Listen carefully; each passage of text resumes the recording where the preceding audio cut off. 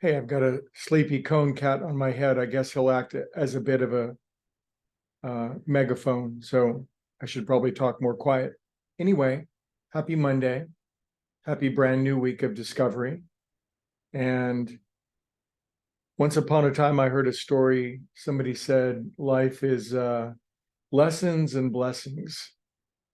And I thought to myself, that seems awfully simplistic and banal and trite in my usual open-minded fashion. But anyway, lessons and blessings.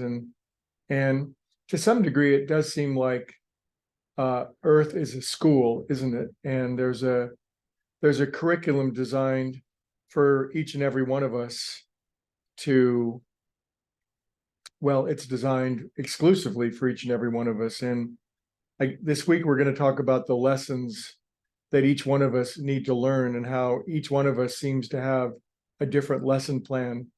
And the reason that we might or probably do have a different lesson plan is that we have different things to learn based on what we've already learned and what we need to learn.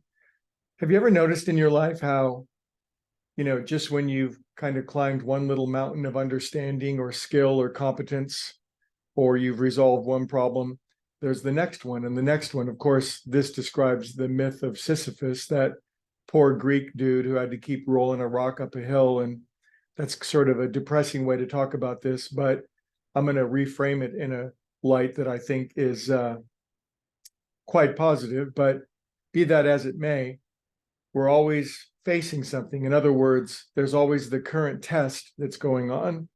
Sometimes the tests are small. Sometimes the tests seem to be overwhelming and impossible to learn. Now, that's not always the case. I'm not saying that it's always a test, because at the start of the talk, I said lessons and blessings. So on any given moment in our life, on any given day or any given chapter of our life, we might just be living the blessings of everything that we've learned and the skill and the alignment and the allowance that we've cultivated. And then we get to live in the joy of the blessings. When we were going to school as kids, yes, we were tested and constantly learning, but there was a lot of joy. There was a lot of pleasure. There was a lot of goofing around. There was a lot of frivolity and fun involved in going to school.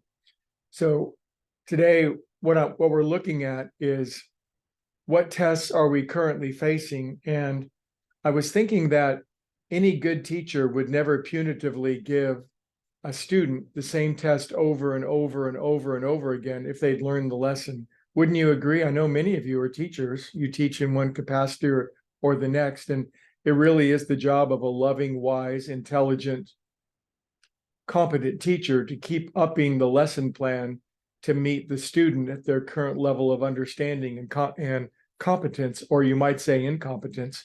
But once a lesson is learned, it's not given over and over and over again. That would describe, a punitive teacher, and it would describe a punitive God giving us the same problem over and over again.